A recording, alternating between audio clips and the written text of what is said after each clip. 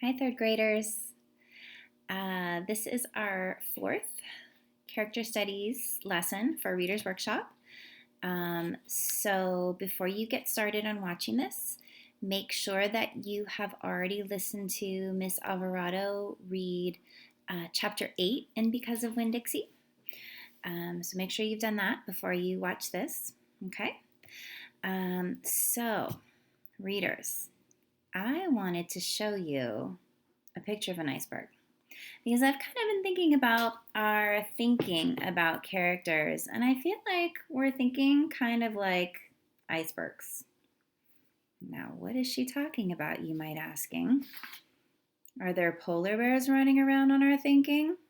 No, but I want to show you a picture of an iceberg.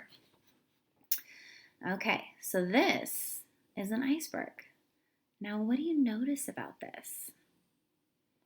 Do you notice that at the very top, above the water, it's pretty small, isn't it? And then when you look under the water, look at how big it is. It's so much bigger under the water than it is on the surface of the water. Wow. So if you were to see an iceberg, you'd only see this much, wouldn't you?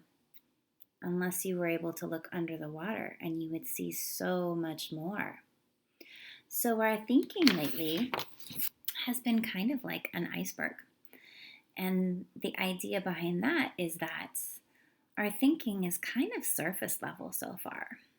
You know, we've been doing a really good job thinking about Opal and what kind of a character she is, based on what she does and what she says. So remember that originally we were thinking that Opal is pretty big-hearted, right? And then we thought about all the different places in the story that showed that she was big-hearted. So we found places like when she saved Winn-Dixie from going to the pound, where she convinced her dad to give Winn-Dixie a home, when she gave Winn-Dixie a bath and she was telling him all about her, when she took Winn-Dixie to church because he was scared to be left home alone. And also, remember, we have a new friend in the story, and that is Miss Franny. And remember that when Miss Franny was telling Opal about how lonely she is, Opal offered to be her friend, even though she's kind of an unlikely friend for Opal, isn't she? She's a lot older, but that's okay. So then we came up with a theory. And remember, a theory is kind of, what do you think is a good way to describe your character? Why do we think she's doing this? So Opal is the kind of person who opens her heart to everyone. So that's what we came up with. Now,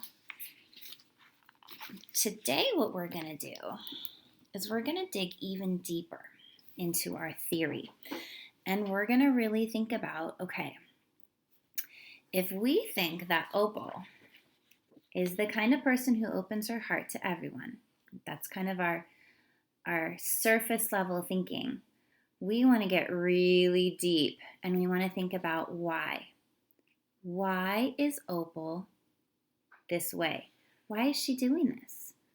Why is she being so kind and caring to everyone? So let's think about that. Why do we think Opal is opening her heart to everyone that she meets in Naomi? Let's think about this.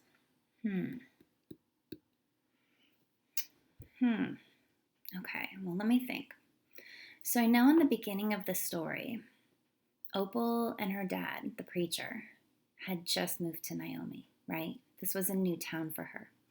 And I remember in the beginning of the story that she didn't have any friends.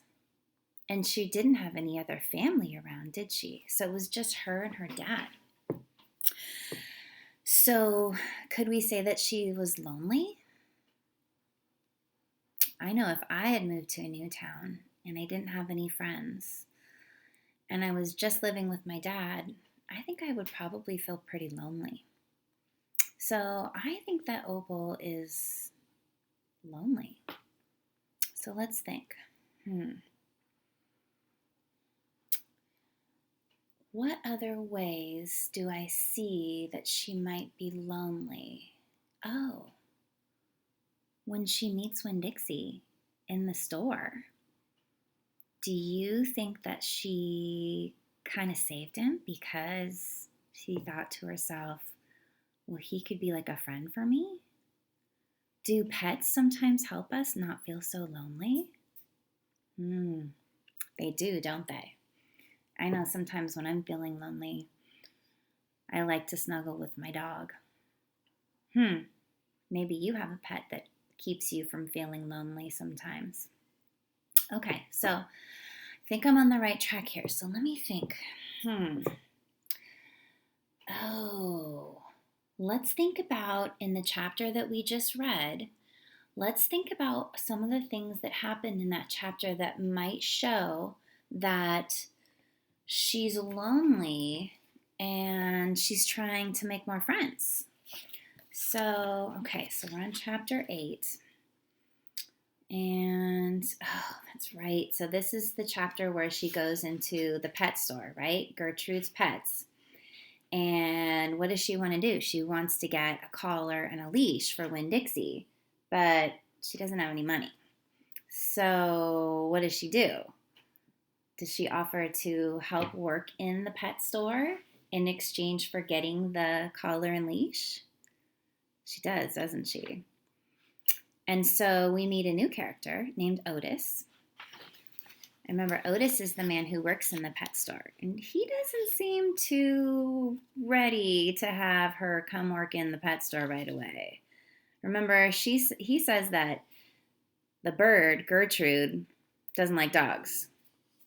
And then do you remember what happened? Winn-Dixie came in the pet store, and what does Gertrude do? She flies and lands on his head. So maybe that's not so true. Maybe Gertrude is okay with dogs, or maybe just Winn-Dixie. So, okay, I'm going along. Okay, well, maybe working at the store can help her feel maybe not so lonely. That's a possibility. Oh, you know what?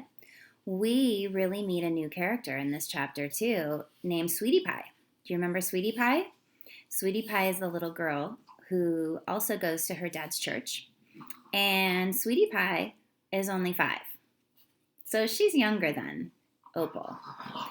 So let me read you this part from the book. And let's think about, does this help us to show that Opal is lonely and she's trying to make more friends? Okay, so listen to this part of the story. I'm having a party. Do you want to come to my party? The theme is pink. Sure, I told her. Can this dog come? She asked. You bet, I told her. And all of a sudden, I felt happy. I had a dog. I had a job. I had Miss Franny Block for a friend. And I had my first invitation to a party in Naomi. It didn't matter that it came from a 5-year-old, and the party wasn't until September. I didn't feel so lonely anymore. Oh my gosh, boys and girls. That was a good part of the story, wasn't it? So let's think about this.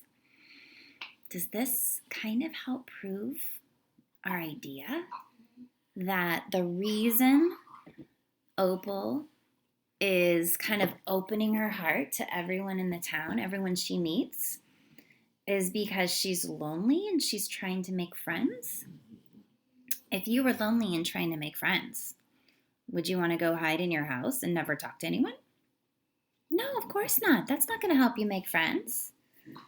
But if you're new in town and you're trying to make friends, would it make sense to talk to people and to be kind to people and helpful and nice?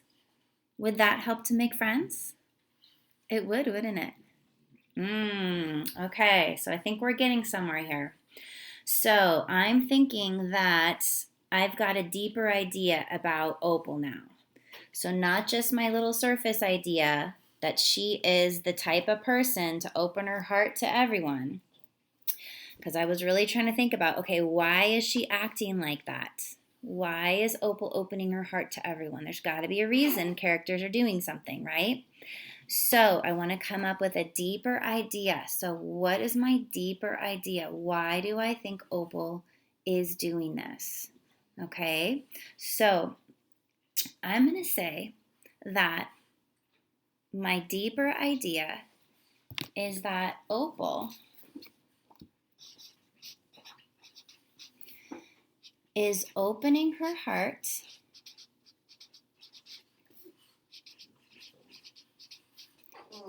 to everyone so she doesn't feel so lonely.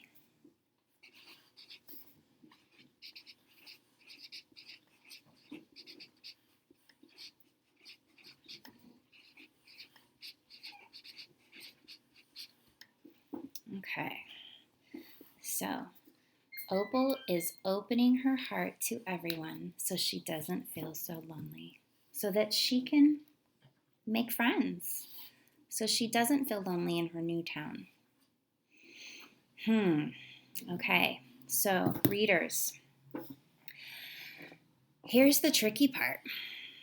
We need to think about the characters that we're reading about in our own books, and we need to try to come up with this deeper thinking, this under the surface level thinking. We want to think about, okay, what kind of a person is our character? And then why are they like that?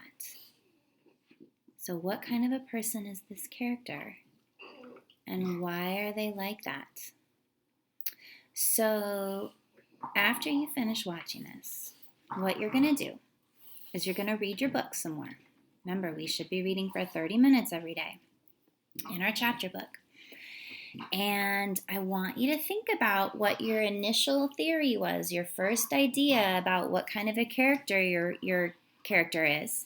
And then I want you to think about why. Why is my character like that?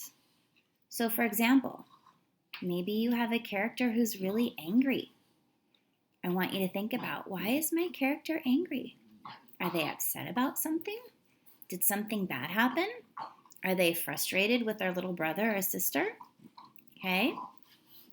Or maybe you have a character who is working really hard for something. So maybe your first idea is that, oh, my character is a really hard worker. Well, why? Why are they such a hard worker? Why are they doing what they are doing? Okay? And once you start thinking about that, we're going to do some writing about it. We're going to think about, why is my character like that? And we're going to write. And we're going to give as much evidence as we can. So give those examples in your story that really help to prove your idea.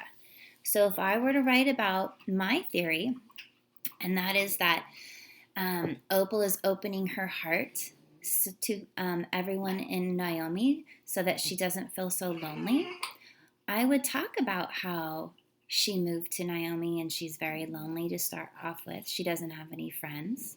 And then I would talk about how she let Winn-Dixie into her life, because sometimes dogs can be great friends. And then I might talk about also how she offers to be Miss Franny Block's friend, because Miss Franny Block was saying she was kind of lonely too. And then I might even talk about how she offered to go to Sweetie Pie's birthday party, even though Sweetie Pie is a lot younger than her, because she's being a nice friend.